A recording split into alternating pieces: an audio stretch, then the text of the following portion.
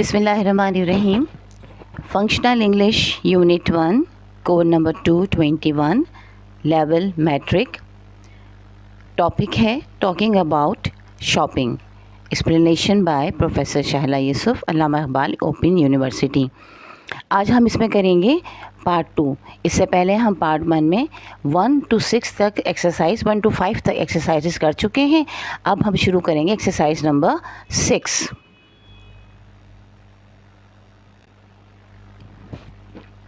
इससे पहले हमने पढ़ा था काउंटेबल और अनकाउंटेबल नाउन्स के बारे में, यानी ऐसे नाउन जिन्हें कि हम गिन सकते हैं काउंटेबल नाउन, और ऐसे नाउन जिन्हें कि हम नहीं गिन सकते अनकाउंटेबल नाउन। और इसकी हमने कुछ मिसालें भी देखी थी। यानी काउंटेबल नाउन वो होते हैं जो अमूमन एक सॉलिड मिक़दार में आपके पास नज़र आ जाते हैं आपको, जिससे कि आप काउंट कर सकते हैं। लाइक आप बॉल्स काउंट कर सकते हैं कि हाउ मेनी बॉल्स, 1 2 3 4 5, आप इस तरह से काउंट कर सकते हैं। लेकिन जो आपकी ऐसी चीज़ें होती हैं जो कि लिक्विड फॉर्म में हो या कुछ इस तरह से हों, जो मैटर फॉर्म में हो कुछ इस तरह से, तो जैसे आइस है तो आप ज़ाहिर है कि आप आइस को तो हर उसका हर क्यूब और जो है वो आइस ही होगा, उसके क्यूब्स को तो आप काउंट कर सकते हैं, लेकिन आइस इटसेल्फ नहीं काउंट कर सकते। इसी तरह फ्लावर है यानी आटा है, या शुगर है तो शुगर के भी क्यूब्स काउंट कर सकते हैं, लेकिन शुगर इटसेल्फ नहीं काउंट कर सकते कि एक क्यूब में कितनी शुगर है, आपको क्या पता।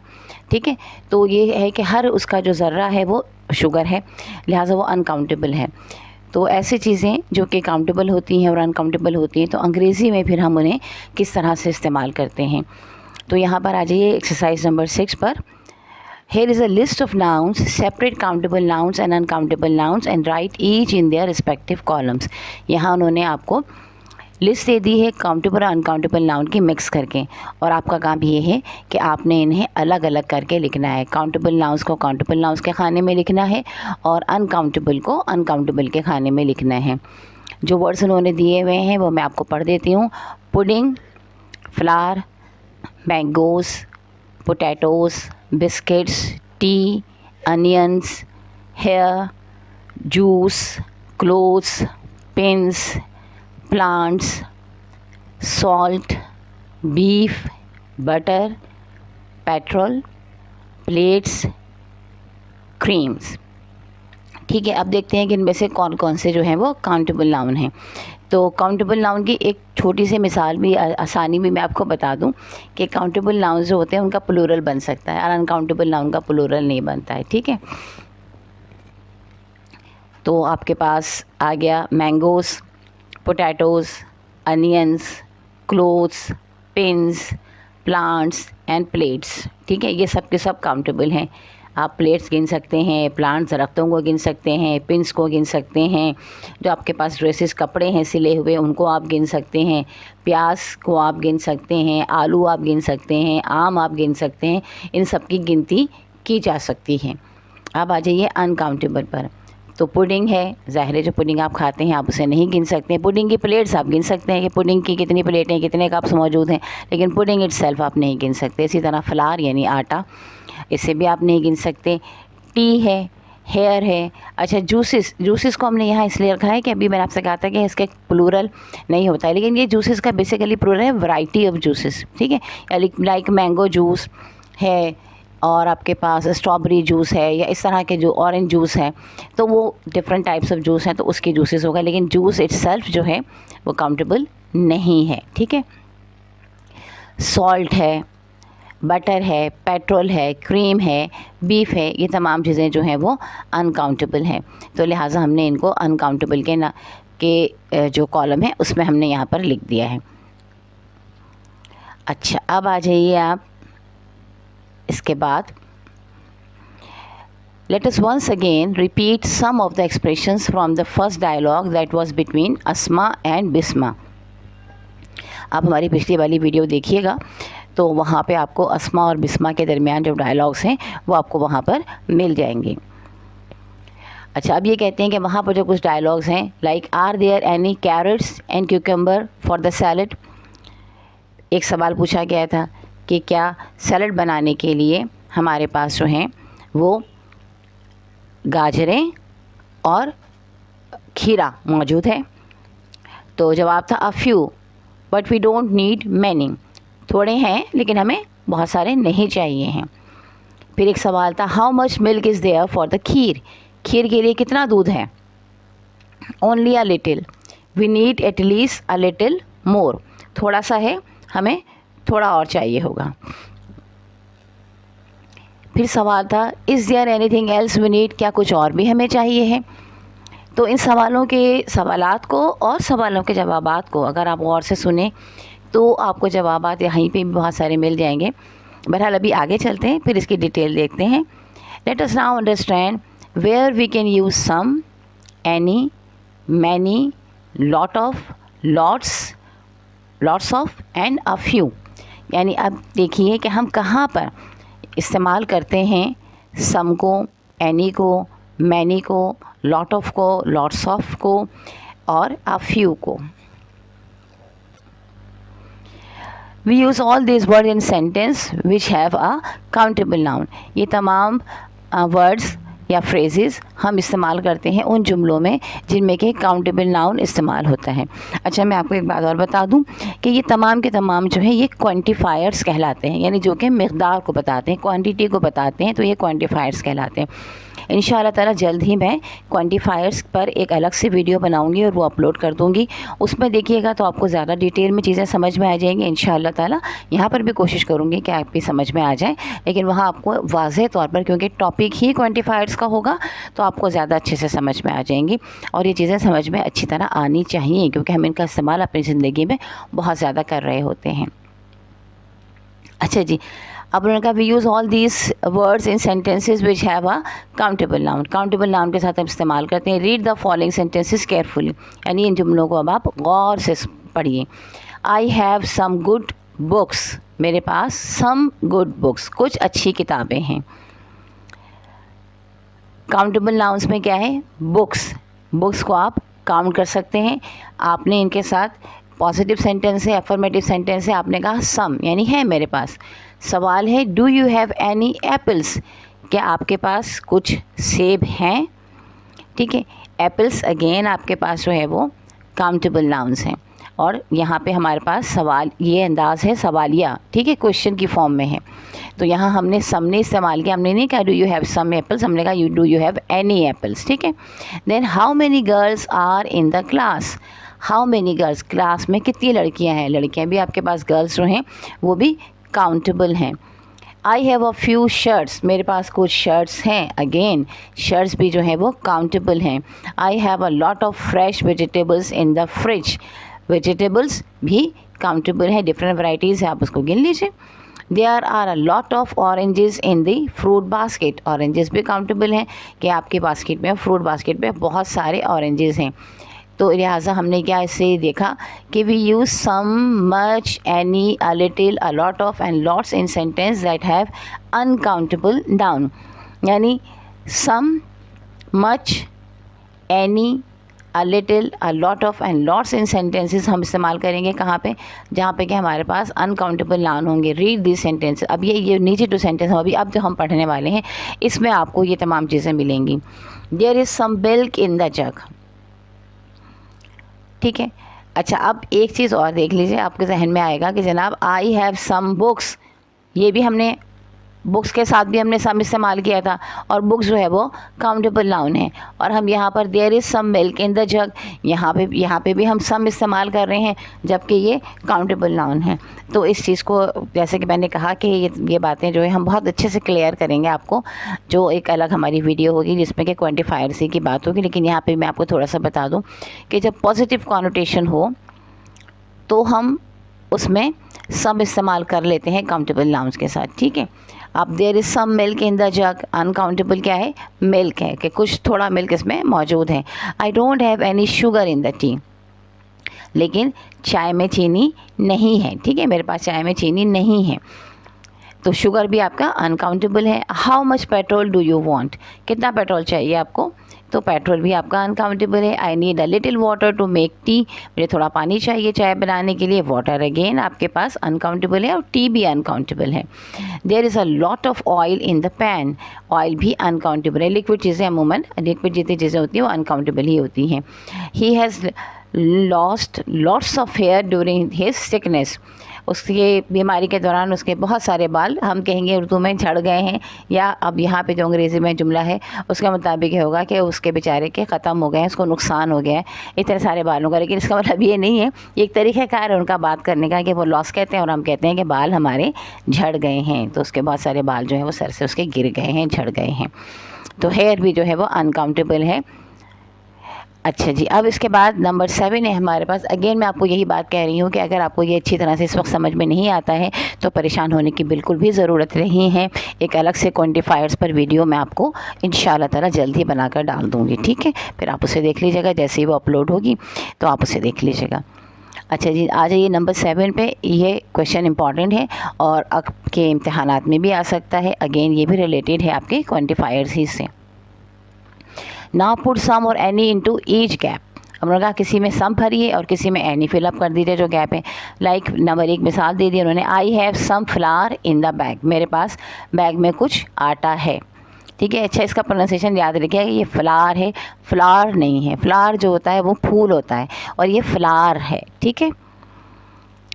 मज़ीद आप इसको अच्छा अगर प्रोनाउंसिएशन देखना चाहें इंग्लिश ही एक्सेंट में, तो आप इसको बिल्कुल गूगल पे ये वर्ड लिखिए और उसका जो स्पीकर है वो ऑन कीजिए, तो आपको इसकी बहुत अच्छे से क्लियर प्रोनाउंसिएशन आपको वहाँ पे भी मिल जाएगा, ठीक है। क्योंकि ज़ाहिर बहरहाल हमारा तो एक पाकिस्तानी एक्सेंट है, जितना भी हम कुछ कर लें एक पाकिस्तानी लहजा तो आता है, तो आप क्लियर उसको सुनिएगा वहाँ पर, तो आपको और अच्छे से आसानी हो जाएगी, ठीक है। Then we have question number 2, we don't have dash butter. We don't have any butter, negative sentence, ठीक है। और बटर अनकाउंटेबल, तो हमने इस्तेमाल किया any. There are some mangoes in the fridge. Mangoes countable, ठीक है, और पॉजिटिव कॉनोटेशन है कि हाँ कुछ है। देन हमारे पास I want dash rupees to buy stamps, तो सम रुपीज़, कुछ पैसे हैं मेरे पास, ठीक है।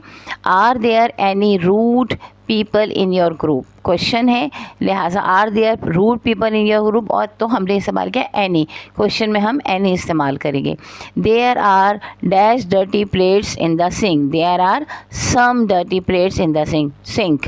पॉजिटिव सेंटेंसेस में हम सम इस्तेमाल करेंगे, या इनको हम अफर्मेटिव भी कहते हैं। अफर्मेटिव सेंटेंसेस में हम सम इस्तेमाल करेंगे। अभी तक हमने देखा कि नेगेटिव में हम एनी इस्तेमाल करते हैं और क्वेश्चन में भी हम एनी ही इस्तेमाल करते हैं। सवाल पूछते हैं तब भी, इनकार करते हैं तब भी हम एनी का इस्तेमाल करते हैं। The gardener needs dash fertiliser for the plants, तो अगेन सम इस्तेमाल होगा कि the gardener needs some fertiliser, कुछ फर्टिलाइज़र, कुछ खाद उसे चाहिए है। फर्टिलाइज़र अनकाउंटेबल है, पॉजिटिव कॉनोटेशन है, इसलिए हमने सम इस्तेमाल किया।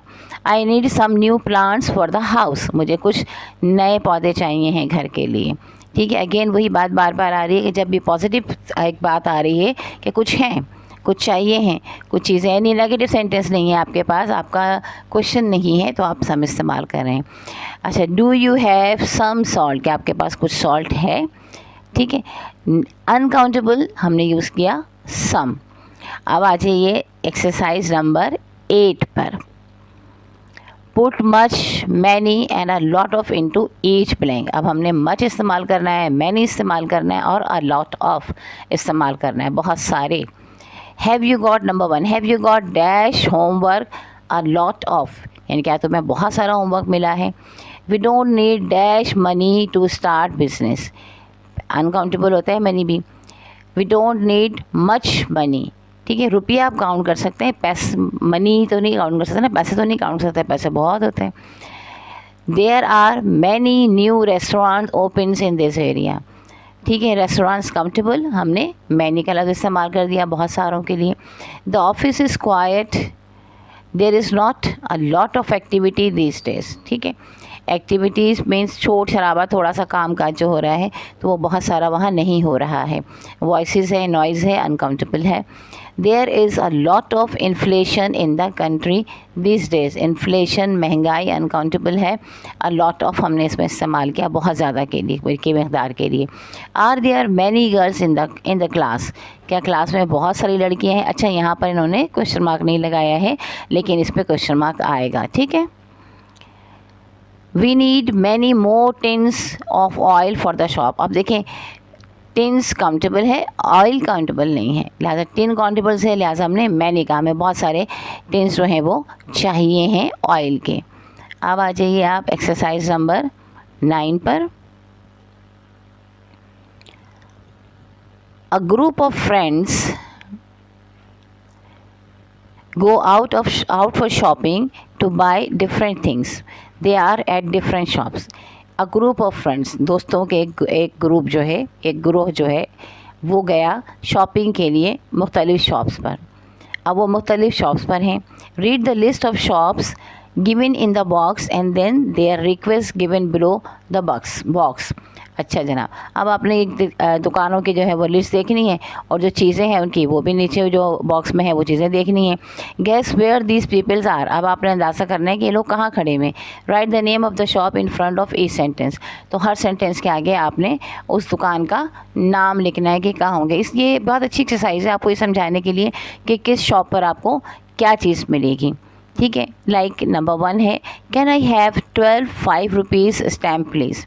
अब देखिए आप सवाल कह रहे हैं कि क्या मुझे 5 रुपए के स्टैम्प्स टिकट्स मिल सकते हैं। तो अब आपको ये कहाँ मिलेंगे? टिकट लेने के लिए आप बेकरी में तो जाएंगे नहीं, डिपार्टमेंटल स्टोर में भी नहीं जाएंगे, तो टिकट्स वगैरह कहाँ मिलते हैं? ये मिलते हैं जनाब पोस्ट ऑफिस में। ठीक है, तो उसका जवाब है पोस्ट ऑफिस। नंबर 2 है, could you please tell me how much a bottle of vinegar cost. क्या आप मुझे बता सकते हैं कि सिरके की एक बोतल की क्या कीमत है? अब सिरका वगैरह अगर आप लेने जाते हैं तो ये कहाँ मिलता है? अक्सर अम्मी ने मंगाया होगा ना आपसे, नमक, सिरका, दाल, आटा, चावल, कहाँ मिलता है ये? तो जनाब ये मिलता है डिपार्टमेंटल स्टोर पे। ठीक है, तो आप यहाँ इसके आगे डिपार्टमेंटल स्टोर लिख दीजिएगा, या आपकी जो हम उर्दू में कहते हैं परचून की दुकान। ठीक है, तो अब चूँकि ज़माना आगे बढ़ गया है, अब परचून की दुकानें थोड़ी कम हो गई हैं, अब ज़्यादातर डिपार्टमेंटल स्टोर हो गए हैं, तो लिहाजा यहाँ उन्होंने डिपार्टमेंटल स्टोर दिया हुआ है। नंबर 3 है, excuse me do you have the latest book written by Amjad Islam Amjad. माफ़ कीजिएगा, क्या आपके पास अमजद इस्लाम अमजद की बिल्कुल नई लिखी हुई किताब मौजूद है जो अभी अभी आई हो मार्केट में? आप किताब लेने के लिए जाएंगे तो वो कहाँ जाएंगे? आप डिपार्टमेंटल स्टोर जाएंगे? नहीं। जन बेकरी जाएंगे? नहीं ना। केमिस्ट के पास भी नहीं जाएंगे। कहाँ जाएंगे? बुक शॉप पे जाएंगे। वेरी गुड, तो इसका जवाब है बुक शॉप। अब इसके बाद आपके पास नंबर 4 है, इन्होंने डिपार्टमेंटल स्टोर की तस्वीर भी दी है, हमारे पास तो ये बिल्कुल ब्लैक आ रही है, अगर आपकी किताब में सही से आ रही हो तो देख लीजिएगा। Can I please have 2 packets of Disprin. क्या मेरे पास 2 पैकेट मुझे डिस्प्रिन के मिल सकते हैं? अब डिस्प्रिन क्या है? एक टैबलेट का नाम है डिस्प्रिन, एस्प्रिन, ये तो सभी लोग बहुत अच्छी तरह से जानते हैं ना। सर में जब दर्द हो तो फ़ौरन डिस्प्रिन ले ली जाती है। तो यह हमें कहाँ मिलेगी? ये मिलेगी है भाई केमिस्ट के पास। नंबर 5 है, excuse me could you please show me that red cotton fabric on the shelf। माफ़ कीजिएगा, क्या आप मुझे वो रेड कॉटन का, लाल कॉटन का कपड़ा दिखा सकते हैं जो शेल्फ में रखा हुआ है? तो कहाँ पे मिलेगा ये? क्लॉथ शॉप पे। जी आप कपड़े की दुकान पे। नंबर 6 है, do you have yesterday's Dawn at the end the Nation. Dawn और द नेशन पाकिस्तान में सब जानते हैं कि ये मशहूर अखबारात के नाम हैं। तो क्या आपके पास अखबार के डॉन या नेशन अखबार है कल का? तो कहाँ मिलेगा ये? न्यूज़ एजेंट के पास। जो न्यूज़ एजेंसी होती है, जो बेच रहे होते हैं अखबार, उनके पास से मिलेगा। Can I have some chicken sandwiches and 2 pound cheesecake please. ये तो सबको ही पता होगा ना, चिकन सैंडविचेज़ कहाँ से मिलेंगे और 2 पाउंड का चीज़ केक कहाँ से मिलेगा? जी बेकरी से मिलेगा। Number 9, can I please have some fresh grown up palms. क्या मुझे कुछ बड़े पाम्स के पौधे मिल सकते हैं? ताज़ा नर्सरी से मिलेंगे, जाहिर है। ठीक है, पौधों की जो नर्सरी होती है हम उसके पास जाते हैं, वहाँ से हम पौधे लेकर आते हैं। Number 9, could you please give me 4 metres of thick electric wire, 2 sockets and 2 bulbs. क्या आप मुझे बराए मेहरबानी 4 मीटर मोटा वाला इलेक्ट्रिक बिजली का तार, 2 सॉकेट्स और 2 बल्ब दे सकते हैं? तो ये हमें कहाँ मिलेगा? ये हमें मिलेगा हार्डवेयर शॉप पे, जहाँ पे तमाम चीज़ें मिलती हैं। अच्छा जनाब, इसके बाद here is a list of the things which Mrs Asma Iqbal has written, read it carefully. अब यहाँ पे एक लिस्ट है चीज़ों की जो कि मिस अस्मा इकबाल ने लिखी है। अगेन मैं आपसे सॉरी करूँगी कि ये हमारे पास इतना बारीक बारीक लिखा हुआ है कि पढ़ना मुश्किल है। मैं थोड़ा सा बड़ा करके देख लेती हूँ कि अगर पॉसिबल हो जाता है तो बहुत अच्छी बात है। ये है 1 packet of washing powder, 1 kilo fresh yoghurt, 2 dozen eggs, 1 bottle of glue, 1 dozen envelopes, 1 tin of phenyl, 6 bars of soap, 5 kilos of basmati rice, 2 dustbins, 2 plastic jars, 2 kilos of mutton, 2 kilos of beef, 5 kilos of chicken, 2 pounds of mithai sweets, 1 loaf of bread, a packet of butter, a jar of jam, 2 liters of fresh milk. चलिए शुक्र अल्हम्दुलिल्लाह कि ये तो हमारा हमने इसे तो पढ़ लिया है। अच्छा जी, अब आ जाइए एक्सरसाइज नंबर 10 पर, जो यकीनन इसी के हवाले से होगी। Now here is a list of shops, अब यहाँ दुकानों की लिस्ट है। Where do you think Mrs Iqbal would go to buy the things she needs. अब जो ऊपर हमने लिस्ट पढ़ी है, अभी आपसे कहते हैं कि बताइए कि मिसेस इकबाल कहाँ जाएंगी तमाम चीज़ें ख़रीदने के लिए। Put the item in their appropriate shop. अब हमने वो आइटम्स लिखने हैं एप्रोप्रिएट शॉप पे कि किस दुकान से हमें कौन सा आइटम मिल जाएगा। तो यहाँ पर इन्होंने हमें 5 शॉप्स के नाम दिए हैं, ग्रॉसर, बूचर, बेकर, स्टेशनर और डिपार्टमेंटल स्टोर। तो जनाब ये हमने आपकी सहूलत के लिए यहाँ लिख दिया है, इसको मैं आपको पढ़ देती हूँ। ग्रॉसर के पास हम जाएंगे लेने के लिए 6 bars of soaps, basmati rice और एग्स, ये हमें ग्रॉसर के पास से मिल जाएंगे। बूचर यानी कसाब, उसके पास हम जाएंगे लेने के लिए मटन, बीफ और चिकन, बकरी का गोश्त, गाय का गोश्त और मुर्गी। बेकर के पास यानी बेकरी वाले के पास हम जाएंगे लेने के लिए योगर्ट, स्वीट्स, मिठाई है, दही है, फ्रेश मिल्क है, ब्रेड है, बटर है और जैम है। ठीक है, बेकर के पास अमूमन ये दूध दही मिल जाता है, या आप ये कह लें कि दूध दही वाले के पास ही चीज़ें मिल जाती हैं, क्योंकि हमारे यहाँ कुछ एक मिक्स हो गया है। अगर आप दूध वाले की दुकान के पास जाएं तो आपको डबल रोटी भी मिल जाती है, वहाँ पर आपको जैम भी मिल जाता है, वहाँ पर मक्खन भी आपको मिल जाता है, अंडे भी मिल जाते हैं। ठीक है, तो इस लिहाज से ये बेकर्स के पास से आपको ये तमाम चीज़ें मिल जाएंगी। देन है स्टेशनर, ग्लू और एनवेलप्स। ठीक है, लिफाफे और ग्लू जो हैं वहीं से मिलेंगे। Departmental store, washing powder, phenyl, soaps, dustbins, plastic jars, ये सब के सब आपको डिपार्टमेंटल स्टोर से मिल जाएंगे इंशाल्लाह। अच्छा जी, देखें इसके बाद है when we want someone to do something for us we normally make a request. जब हम चाहते हैं कि कोई शख्स हमारे लिए कोई काम कर दे तो हम आमतौर पर उससे रिक्वेस्ट करते हैं, दरख्वास्त करते हैं। There are many different ways of making a request but each time our expression depends on the persons we are talking to or making a request. Request करने के बहुत डिफरेंट तरीके हैं, लेकिन हर बार जो है ये डिपेंड करते हैं हम किस शख्स से ये बात कह रहे हैं, हमारे सामने वाला शख्स है कौन, छोटा है, बड़ा है, हमसे ओहदे में बड़ा है, हमसे उम्र में बड़ा है, या हमसे उम्र में छोटा है, या हमारे ओहदे में छोटा है, या हमारा उससे ताल्लुक़ जो है वो कैसा है, क्या वो हमारा दोस्ताना ताल्लुक़ात हमारे उसके साथ हैं, या हमारा उसका बड़ा एहतराम वाला ताल्लुक़ है, बुज़ुर्गी वाला ताल्लुक़ है। तो ये तमाम चीज़ें हमें अपने अल्फाज के इंतखाब में देखनी होती हैं। If you are making a request to someone senior in age and status, we need to be formal and polite. अगर हम किसी ऐसे शख्स से रिक्वेस्ट कर रहे हैं जो कि हमसे सीनियर है, ठीक है, तजुर्बे में, एज में, किसी भी चीज़ में, उम्र में वो हमसे बड़ा है और उसका स्टेटस भी हमसे बड़ा है, ओहदे में भी वो हमसे बड़ा है, तो हम बड़ी ही फॉर्मल और पोलाइट रिक्वेस्ट करेंगे। ठीक है, बड़े रख रखाव के साथ, नरमी के साथ हम उससे बात करेंगे।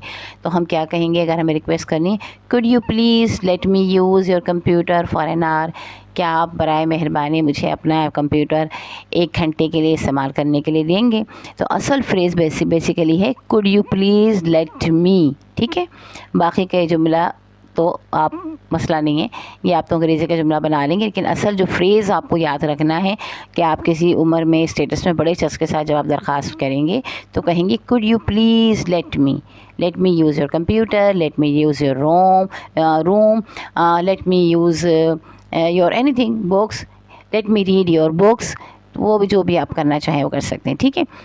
When we are making a request to someone who is a friend, और जब हम रिक्वेस्ट कर रहे हैं ऐसे किसी शख्स से जो कि हमारा दोस्त है, कुलीग है, और someone who is of same age, या हमारी ही उम्र का है, एंड स्टेटस, और उसका स्टेटस भी हमारे बराबर है, then we are informal, तो फिर हम इनफॉर्मल होंगे, ठीक है।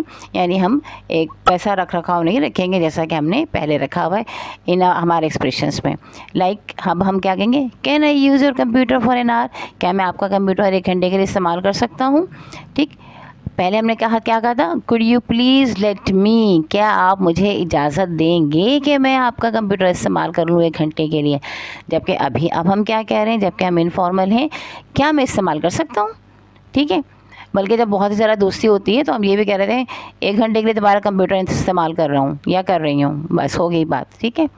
तो डिपेंडिंग ऑन के how frank you are with the person. अच्छा, देन फिर फॉर्मल रिक्वेस्ट आ जाइए, सॉरी टू बॉदर यू, ठीक है। कभी हम ये भी कहते हैं कि आपको तकलीफ़ देने की माजरत चाहते हैं, could you please help me search these books from the library, क्या आप लाइब्रेरी से इन किताबों को तलाश करने में मेरी मदद करेंगे। एक और तरीक़ा भी है, will you please do me a favour, क्या आप मेरा एक फ़ेवर कर देंगे, क्या आप मेरा एक थोड़ा ख्याल कर लेंगे। Could you please lend me 5000 rupees, क्या आप मुझे बराए मेहरबानी 5000 रुपये उधार दे देंगे। यानी तो बहुत ही तमीज़ से करने वाली बात है। Then excuse me, can you please tell me where I can get some Pakistani music cassettes. Excuse me, माफ़ कीजिएगा, कैन यू प्लीज़, क्या आप बराए मेहरबानी टेल मी, मुझे बता सकते हैं, वेयर आई कैन, कहाँ से मैं हासिल कर सकूँगा पाकिस्तानी म्यूज़िक के कैसेट्स, ठीक है। तो ये सारे के सारे फॉर्मल तरीक़ेकार हैं जिसमें आप बड़ी मोहतात होकर अल्फाज को इस्तेमाल करें। Okay, I hope you don't mind, एक और भी नीचे लिखा हुआ, ये नेक्स्ट पेज पर है, I hope you don't mind my asking but could you please drop me at the airport. I hope you don't mind, मुझे उम्मीद है आप बुरा नहीं मनाएंगे अगर मैं आपसे ये पूछूं कि आप मुझे, या मैं आपसे ये कहूँ, या मैं आपसे दरख्वास्त करूँ कि बराए मेहरबानी मुझे एयरपोर्ट ड्रॉप कर दीजिए, ठीक है। ये भी एक बड़ा ज़बरदस्त तरीका होता है कि अगले बंदे को आपने बिल्कुल ट्रैप कर लेना है कि आप मुझे यकीन आप बुरा तो नहीं मनाएंगे ना, आप मेरा ही काम कर देंगे।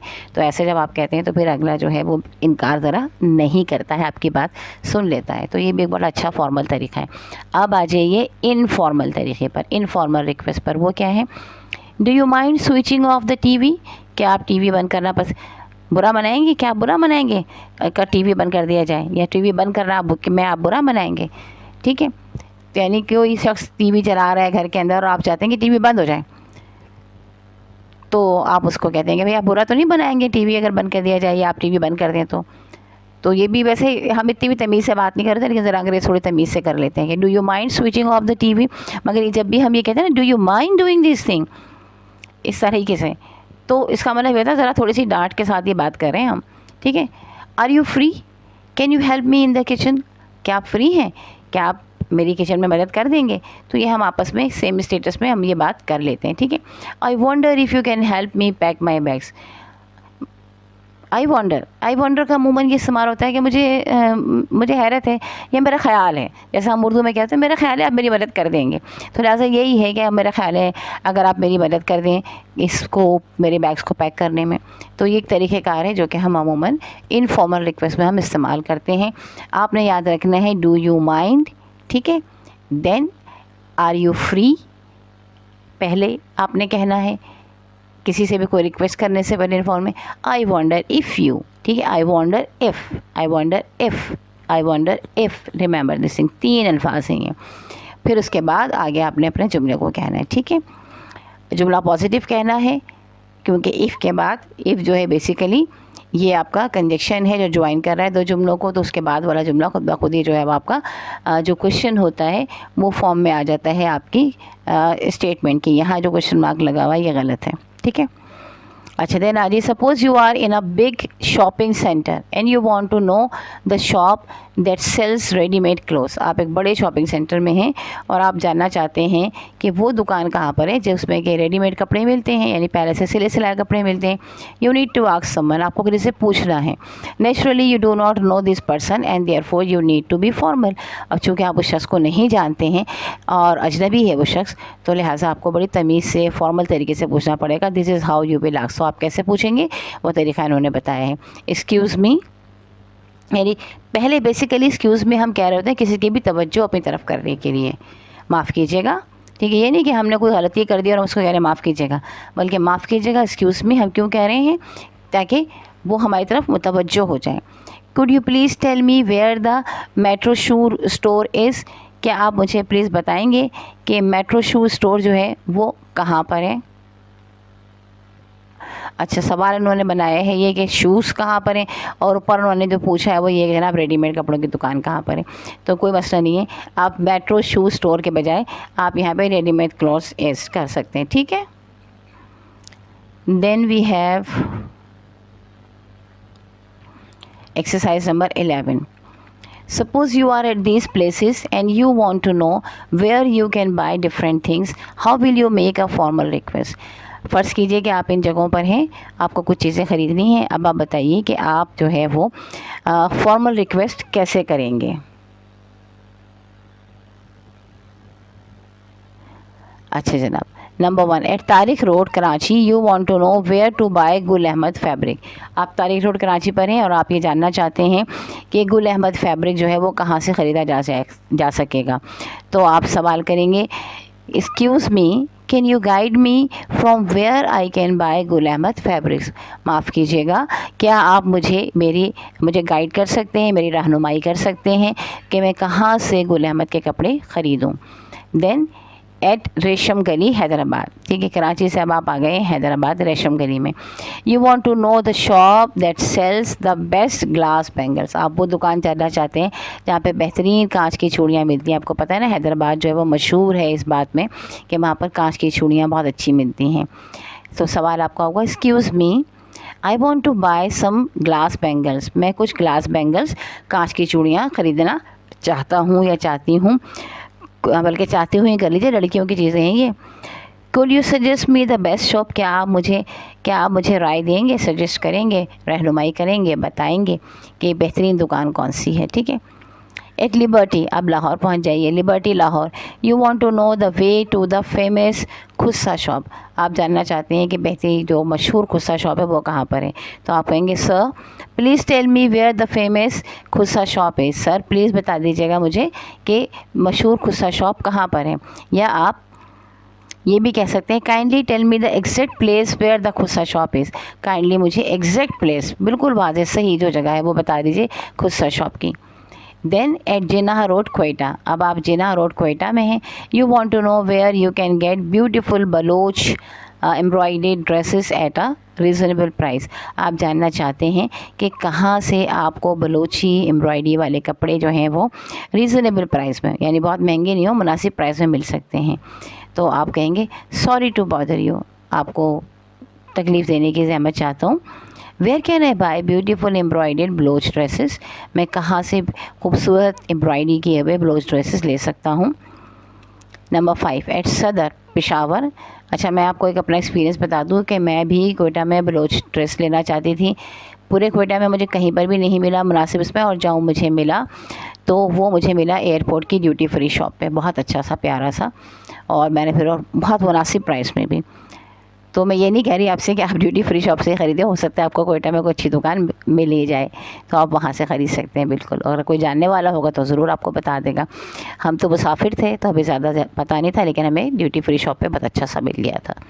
देन नंबर 5 पे है सदर पेशावर। अब पेशावर के सदर में you want to know where you can get the latest variety in Japanese cloth. जापानी कपड़ा आपको कहाँ मिल सकता है बताइए। इस पेशावर में जाके तो आप एक्सपोर्ट का ही माल लेंगे ना, तो जापानीज़ कपड़ा कहाँ मिल सकता है। सही सवाल बनाया इन्होंने, खैर ठीक है जी। तो सवाल आपका क्या होगा, Could you suggest me the shop from where I can buy the latest variety in Japanese cloth।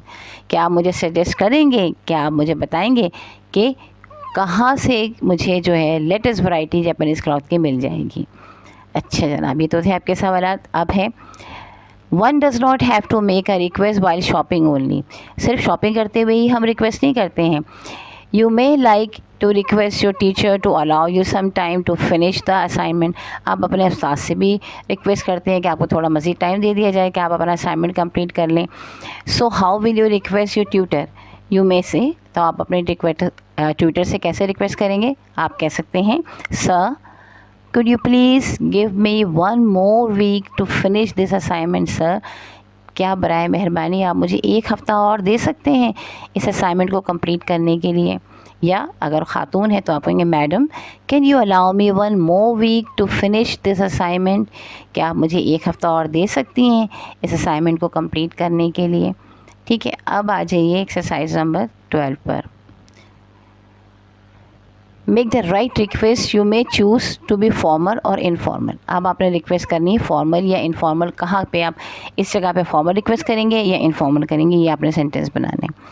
The window is open and you want a person sitting close to you to shut it. खिड़की खुली हुई है, आपके बराबर में जो बंदा बैठा हुआ है, आप चाहते हैं कि वो उस खिड़की को बंद कर दे, तो आप उसको क्या कहेंगे? वो आपका दोस्त भी नहीं है, अजनबी सा बंदा है, तो आप उसको बड़े फॉर्मल तरीके से कहेंगे could you please shut the window? क्या आप बराए मेहरबानी विंडो बंद कर देंगे? नेक्स्ट है the bag is heavy and you ask a friend to help you lift it. Bag बहुत हैवी है और आप अपने दोस्त को कहते हैं कि वो उसको आपके लिए उठा दे, तो आप कहेंगे please come and help me to lift this bag. Please आओ और मेरी मदद करो इस बैग को उठाने में। द शूज़ नंबर 3 है the shoe is tight and you ask the salesman to change it. जो जूता आपने लिया है वो टाइट है, तो आप सेल्समैन को कहते हैं कि उसको चेंज कर दें। I am sorry but the shoes sorry I am sorry but these shoes are too tight, could you please change them. ये शूज़ जो हैं ये बहुत टाइट हैं, क्या आप इन्हें प्लीज़ चेंज कर सकते हैं? Then we have number 4। मैं आपको जुमला दोबारा रिपीट कर देती हूँ। मुझे लगता है कि शायद ये आपको मेरे पढ़ने में थोड़ा इतना वाज़ेह नहीं रहा है, तो आपको थोड़ा सा प्रॉब्लम हो रहा होगा। थोड़ा सा इसको मैं ऊपर भी कर लेती हूँ ताकि मुझे पढ़ने में आसानी। ओके, देखें जुमला है I am sorry but these shoes are too tight. माफ़ी चाहता हूँ ये, लेकिन ये शूज़ बहुत टाइट हैं, could you please change them? क्या आप इन्हें तब्दील कर सकते हैं? ठीक है जी। नंबर 4 है you are going away and you want your landlady to take care of your plants. आप घर से दूर जा रहे हैं, किराए के मकान में रहते हैं, तो आप मालिक के मकान से कहते हैं कि ज़रा आपके पौधों का ख्याल कर लें, तो आप उनसे क्या कहेंगे? Will you please take care of my plants in my absence. क्या आप मेरी गैर मौजूदगी में मेरे पौधों का ख्याल कर लेंगी? देन नंबर 5 यू हैव 1000 रुपये notes and you want the cashier to give you the change. आपके पास 1000 रुपये का नोट है और आप कैशियर से चाहते हैं कि वो आपको चेंज दे दें, तो अब आप बहुत तमीज़ के साथ, क्योंकि कैशियर आपके लिए अजनबी है, आप बहुत फॉर्मल रिक्वेस्ट करेंगे, तो आप कहेंगे sir could you please go through sir do you mind giving me the change of 1000 note. क्या आप बुरा मनाएंगे? क्या आप मेरे लिए ये कर देंगे? या आप बुरा तो नहीं मनाएंगे क्या आप मुझे 1000 रुपये का खुला दे दें? ठीक है। फिर नंबर 6 है आपके पास you have got poor marks in the assignment and you want your tutor to reconsider them. चलिए जनाब, आपके नंबर बड़े ख़राब आए हैं असाइनमेंट में और आप चाहते हैं कि आपका टीचर ज़रा रिकन्सिडर कर ले, दोबारा देख ले, आपको थोड़ा नंबर ज़्यादा दे दे, तो आप उसको बड़ी ही तमीज़ के साथ, बड़े ही प्यार से आप कहेंगे sir could you please go through my assignments once again. Sir क्या आप बराए मेहरबानी एक मरतबा फिर से मेरे असाइनमेंट चेक कर लेंगे? I may get few more marks. हो सकता है मुझे कुछ और ज़्यादा मार्क्स मिल जाएंगे। यानी कि आप डायरेक्ट ये नहीं कहेंगे कि हो सकता है मुझे ज़्यादा मार्क्स दीजिए, बल्कि आपका तरीक़ाकार क्या होगा, आप ये कहेंगे हो सकता है मुझे थोड़े तो और मार्क्स मिल जाए अगर आप दोबारा एक बार और देखें। तो आपने बड़ी इत्मीनान से प्यार से कहना sir could you please go through my assignments once again, I may get few more marks. Sir क्या आप मेरे असाइनमेंट एक बार और देख लेंगे? हो सकता है मुझे थोड़े ज़्यादा मार्क्स मिल जाएँ। ठीक है, ये टेक्स्ट आपको मैं सिखा रही हूँ जो आपने इस्तेमाल कर लेनी है अपने टीचर के साथ। ओके अच्छा जी, एक्सरसाइज नंबर 13 पे आ जाइए। अच्छा जनाब, एक्सरसाइज नंबर 13 पे आ जाइए। What request would you like to make this people, इन लोगों से आप क्या रिक्वेस्ट करेंगे। नंबर 1 पे है रिसेप्शनिस्ट इन अ होटल, होटल पे इस्तकबालिया पे आप जाएंगे तो आप क्या कहेंगे, आप कहेंगे can you help me check in please, क्या आप मुझे चेक इन करने में मदद करेंगे। अपने अंकल से आप क्या कहेंगे, can you tell me a story uncle, क्या आप मुझे अंकल क्या आप मुझे एक स्टोरी सुना देंगे। Your boss at the office, अपने बॉस से आप क्या कहेंगे, अमूमन आपको छुट्टी चाहिए होती है, सो आप कहेंगे can I take a day off next week, क्या मैं अगले हफ्ते एक दिन की छुट्टी ले सकता हूँ। The hawker who provides newspaper to you, hawker जो कि आपको न्यूज़पेपर प्रोवाइड करता है, उससे आप क्या कहेंगे, can you please deliver the newspaper earlier in the morning, क्या आप सुबह ज़रा जल्दी अखबार पहुँचा दिया करेंगे। फिर इसके बाद the lady sitting at the desk at a doctor's clinic, doctor के क्लिनिक पर खातून बैठी हुई, उनसे आप क्या कहेंगे, can you please book an appointment for me, आप प्लीज़ मेरे लिए एक अपॉइंटमेंट बुक कर लेंगी। स्ट्रेंजर ऑन अ रोड, किसी अजनबी से आपकी रोड पे मुलाकात हुई है तो उससे आप क्या कहेंगे, can you tell me the way to the bus stop, क्या आप मुझे बस का रास्ता बता देंगे। अपने पेरेंट्स से क्या कहेंगे आप, नंबर 7 पे can I have some extra pocket money, क्या आप मुझे थोड़ी ज़्यादा पॉकेट मनी दे देंगे। लाइब्रेरियन से आप यूनिवर्सिटी में जाते हैं, कॉलेज जाते हैं, स्कूल जाते हैं तो लाइब्रेरी होती है, वहाँ पे आप सवाल पूछते हैं तो अमूमन क्या होता है, ये सवाल होता है can you help me find the fiction section, क्या आप मुझे फ़िक्शन की किताबें तलाश करने में या उसका सेक्शन तलाश करने में मदद करेंगे। फिर है योर बेस्ट फ्रेंड, अपने दोस्त से आप क्या बात करेंगे, would you come over to my place today, क्या तुम आज मेरे घर आ सकते हो।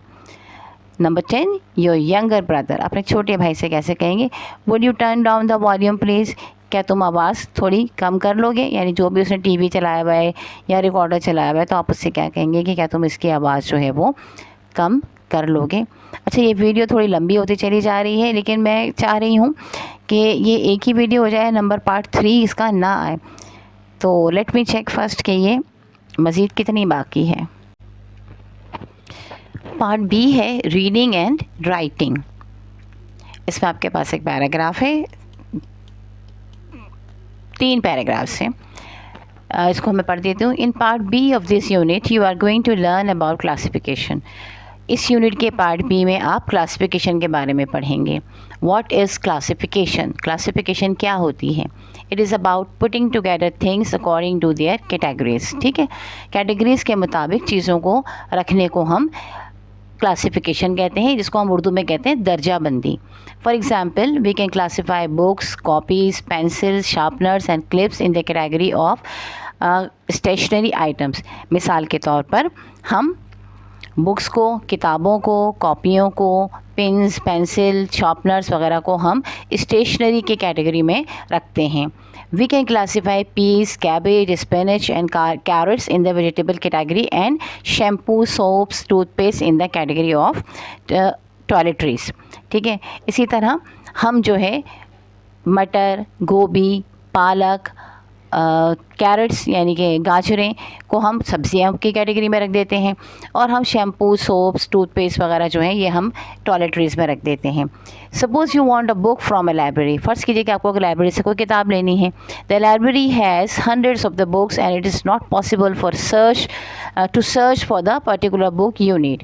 लाइब्रेरी में हज़ारों किताबें हैं और आपके लिए मुश्किल है, मुमकिन नहीं है कि आप एक ख़ास किताब जो है वो अपनी तलाश कर लें। So what do you do, आप क्या करेंगे। In a library, books are arranged for or classified in such a way that it becomes easier for a reader to find the book one is looking for. Library के अंदर किताबें इस तरह arrange की जाती हैं या इस तरह क्लासीफाई की जाती हैं कि रीडर को, पढ़ने वाले को आसानी हो उस किताब को तलाश करने में जो कि वो तलाश करना चाहता है।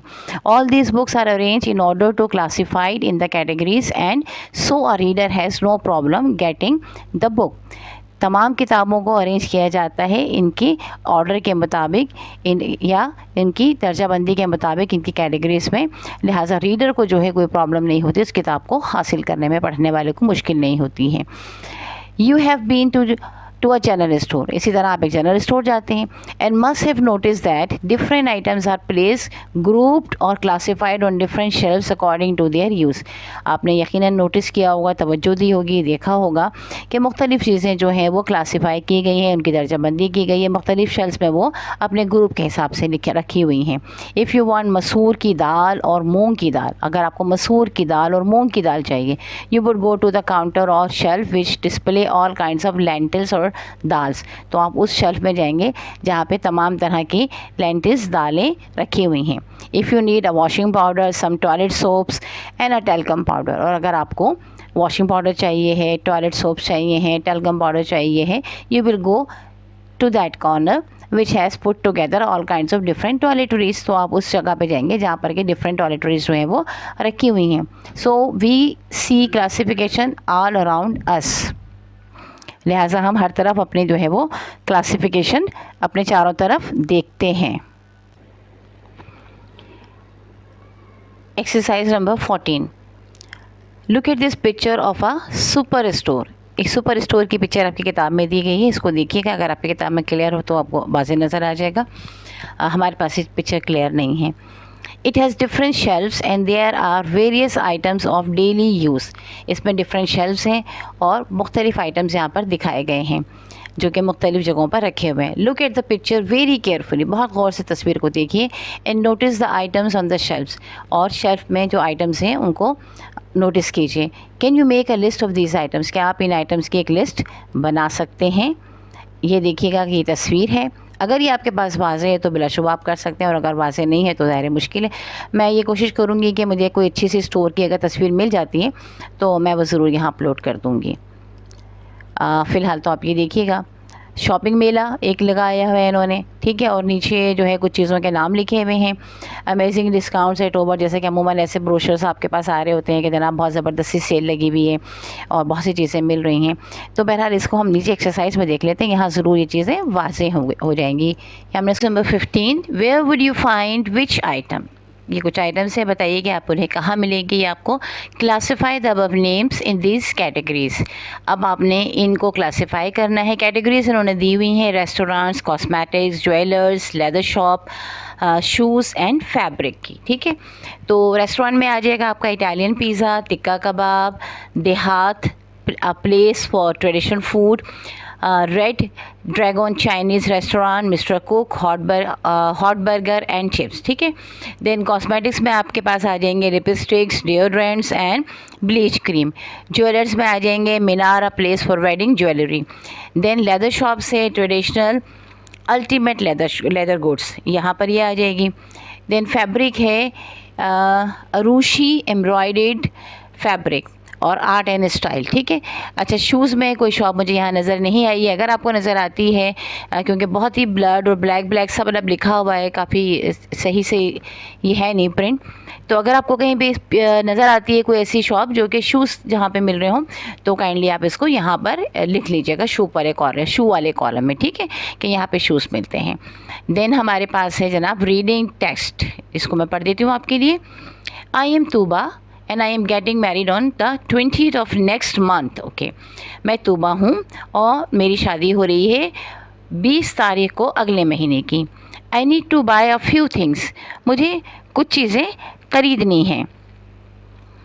That will help me start my married life, but at the same time I am against the tradition of giving jahez, and so I have asked my parents not to spend a lot of money on buying thanks for me. अच्छा जनाब, ज़रा लंबा जुमला है, इसको मैं break कर देती हूँ आपके लिए।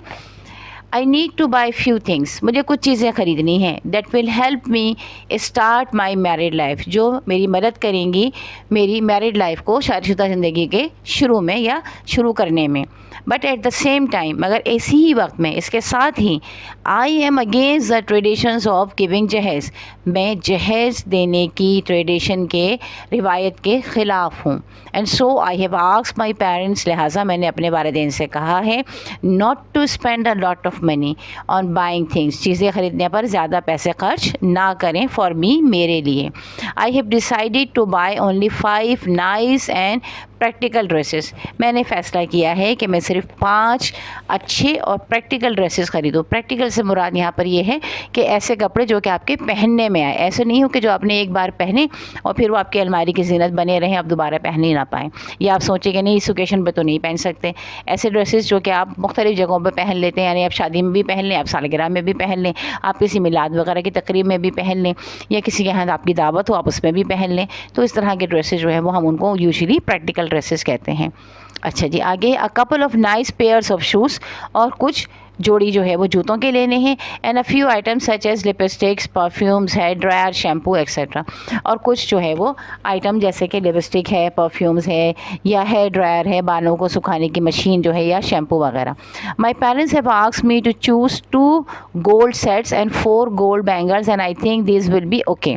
मेरे वालिदैन ने मुझसे कहा है कि मैं 2 जो है वो सोने के सेट्स ले लूँ और 4 जो है वो चूड़ियाँ ले लूँ।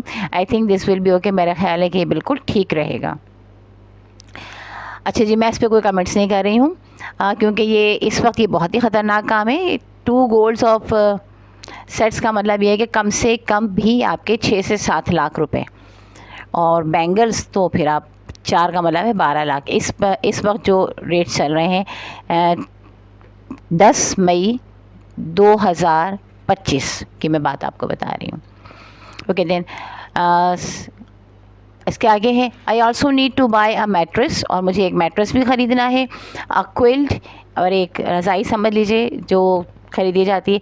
अ पेयर ऑफ बेड शीट्स, और कुछ बेड शीट्स खरीदनी है। Some pillow covers and a couple of warm blankets, और कुछ पिलो कवर्स खरीदने हैं, तकिए के कवर्स खरीदने हैं, और एक वार्म ब्लैंकेट भी, कुछ वार्म ब्लैंकेट्स भी ख़रीदने हैं। I also need to buy 1 dinner set, मुझे एक डिनर सेट भी ख़रीदना है।